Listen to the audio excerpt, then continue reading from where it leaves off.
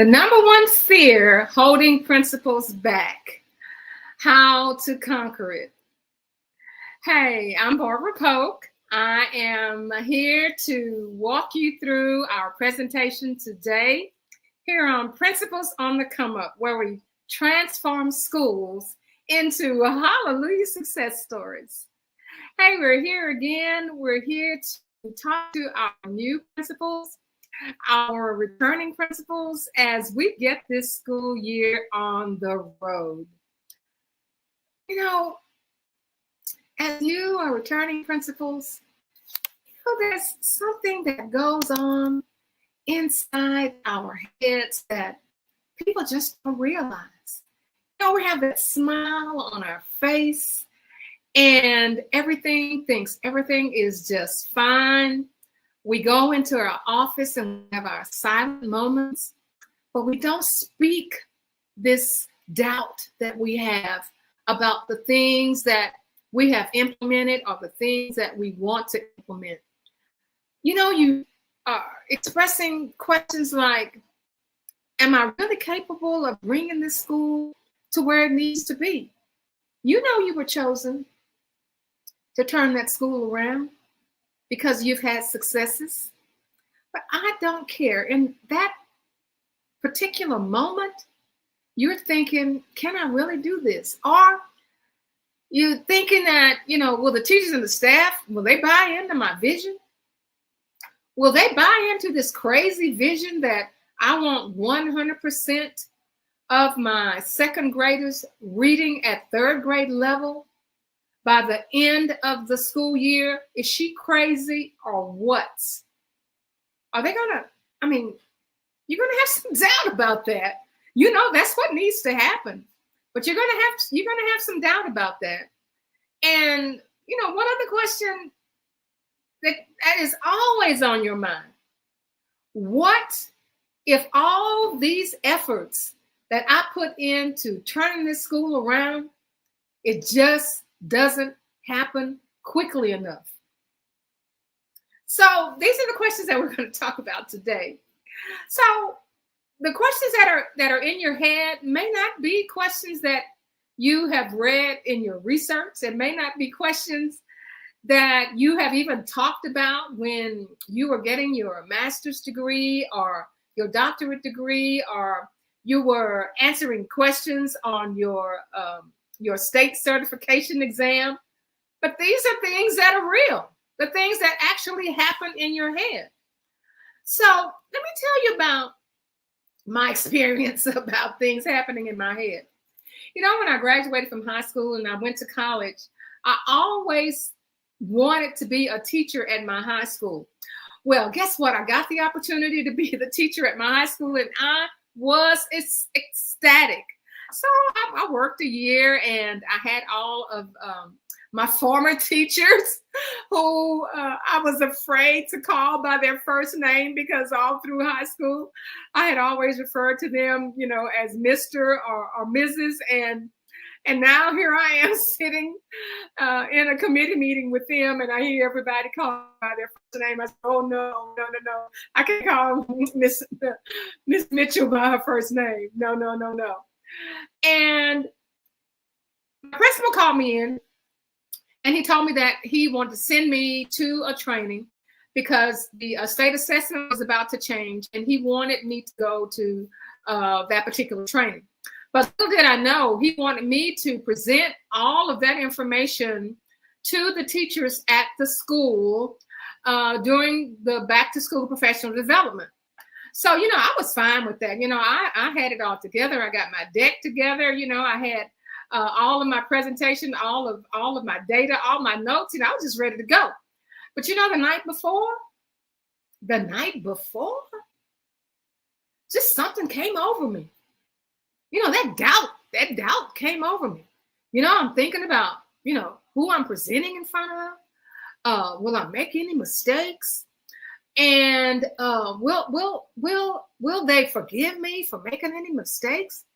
But standing in front of that room, looking at those expectant faces who are now my colleagues, I felt my confidence kind of waver a little bit. But then, I took a deep breath and then I just started speaking. And I knew that my school was going to excel because of the information that I was going to give them. I spoke to them. I could feel and see the heads nodding from the people who were in my community, the people who were in my department, who were just letting me know that everything was going to be okay. And that self-doubt just disappeared. And I went on to make an excellent presentation. And when I walked out of that room, I felt a shift. All those doubts that was in my head, they left. And the most fabulous thing is that all of my former teachers and the administrators were there to tell me that I did a great job. But I do know that within your school year, you're not going to be like a presentation that's going to happen within 60 to 90 minutes. We're looking at an entire school year, and we're looking at urgency, and we're looking at expectations that your superintendent, your board of trustees, your community have on you, the students in your community. They want to succeed, and they want you to be the one to lead that change. So let's look at some of the doubts that you may have so that we can just get those out of the way and move your school to the school that will be called a Hallelujah success story. So you're going to have doubts in decision making. You're going to have doubts in your leadership capacity.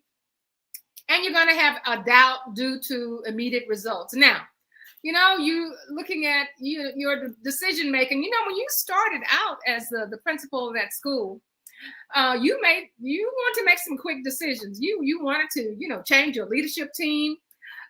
You did not like, one assistant principal, and you want to move them to another area. And, you just the hottest thing going. And, but once you do that, and you start to feeling how people are feeling around you, and you start to get some doubts. Well, one of the things that you can do in having doubt in decision making is to remember that, some of that decision making, may cause some changes in morale. So you're going to have to depend on those people who are around you. You're going to have to listen. You cannot do this by yourself. And there's one thing that research says, and that leadership develops daily, not in a day. So you're gonna make some changes. You're gonna have some problems. You're gonna have some doubt. But you are not going to make these changes by yourself. You're going to make those changes. You're going to do those restructuring with people who you have around you. And if you want to engage in open dialogue, with your staff, you want to listen to what they have to say. And then you may want to phase some of those changes in. Because remember, even if you are the returning principal, people, they buy into you as the leader before they buy into your vision. I don't care how many degrees you have. I don't care what college or university you graduated from. I don't care what your former credentials say. They're going to buy into you before they're going to buy into your vision. And the next thing is the other doubt that you're going to have in your head is that you're going to doubt your leadership capacity. And if you don't doubt your leadership capacity, I'm saying that there's some things that you need to think about. So, halfway through the year, that'll be the end of first semester. They'll be looking at your test scores. You'll be looking at district test scores. And you're going to have a time where your test scores are not improving. And you're going to think, with everything I've done, everything I've asked people to do, don't blame other people. The leadership stops with you. The buck stops with you. And there's going to be a time where you are going to doubt your leadership capacity. You are going to have to see the value in the things that you are doing. You are going to have to engage in some self-reflection, that is, talk to yourself because things are not going the way you planned them to go. You have to understand that your leadership is growing. You're going to have to understand that you have to build the confidence in yourself, and all the experiences that you are going to feel are not going to be good experiences. These are the doubts that come in your head. You are just going to just keep working. Surround yourself with a strong inner circle of people who you trust, and not just a strong inner circle of people around you to inform you, and then you decide that you're going to do just the opposite. Of course, you're going to have doubts because you think you're the smartest and the brightest thing going. And it's not going to happen if you don't listen to the people who are around you. Get their feedback. They have been there. They understand the challenges of an underperforming school. I had no idea what to expect. I had a campus of, 1,100 students. And this year that they put me at that school, this was not the first year that they were underperforming. They were underperforming the year before that and the year before that. I mean, they had come to a point where we can't be low performing again. They changed the principal before me and the principal before that principal. And now here you are. You have this. Do you not think that I felt some doubt? It was in my head. I didn't know how to articulate it. It was in my head. I eventually learned all of these things that I'm talking about now. But it was no easy job. I was able to have people around me who I trusted. And let me tell you, sometimes it was hard to trust them. Yes, it was. But but if you don't have that trust in you, then you can't expect that change. You're in an underperforming campus. And that's the third thing we're going to look at. Sometimes you're going to have a doubt because you're not getting immediate results. You may have looked at those scores at the end of the first semester and you say that I'm going to put this initiative in place. We're going to do this and we're going to do that. We're going to have, after school tutorials. You're just going to come up with all of these grand ideas in your mind. And then once they're implemented, you're not getting the results. And you're going to have some doubts. But remember, again, you can't put all of those initiatives together and think that by yourself you're the smartest thing going without asking the people around you. I just can't say that enough. Ask the people around you for assistance, for direction. Ultimately, you're making the final decision. Ultimately, when those scores come out, they're going to be attached to your name. They're going to be attached to your school. However, you are not the one that is leading that school by yourself. And you have some self-doubt. So sometimes when you do those leadership or those initiatives, sometimes it's just bad timing. Sometimes it's just not the right time. It could be that something's happening in the community. It could be that something is happening on campus with one of your strong teachers, and it's just not going to work. It could be that the district is implementing something like that. Just bad timing. Sometimes that happens. So we're talking about doubt. We're talking about doubts as the principal as to why things happen the way they happen. And we are walking around with a smile on our face and knowing on the inside of our head, that we have some doubt. And these are some of the ways to deal with the doubt. try to understand that you are growing. And this is just the process of leadership. This is just the process of leadership. Now, the doubt that some of you may be experiencing now, makes me think back to the doubt that I had when I had to make the presentation in front of my former teachers and administrators. I thought, hey, I can do this.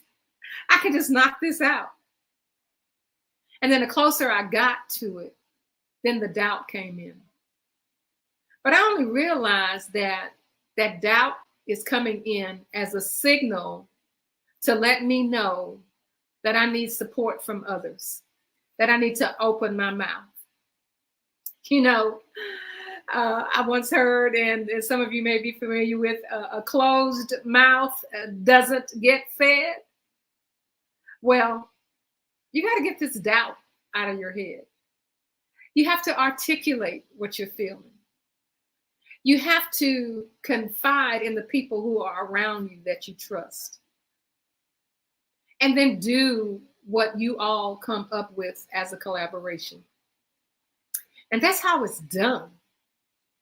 And this number one fear that's holding you back,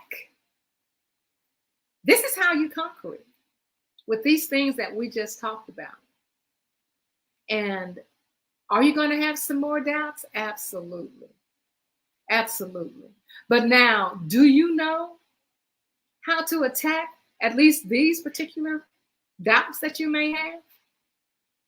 And to be honest with you, these doubts that you have, that we have talked about, can all be addressed by using your leadership team, by using the team of the people that are around you, by surrounding yourself with people who you trust and people who can give you direction. And that's how it's done. And I can expect you to grow day by day as a leader, because that's how leadership comes about, day by day, not in a big rush. And I want you to remember to join our Facebook group, Principles on the Come Up. Look at the link and go to our website. We have a link on a free 10-page handbook, How to Sustain School Success. And for those of you who may be just getting assigned to a new school, we have a school preparation checklist, which is free as well. And I'm Barbara Polk, Principles on the Come Up, where we transform schools into hallelujah success stories. We'll see you next time.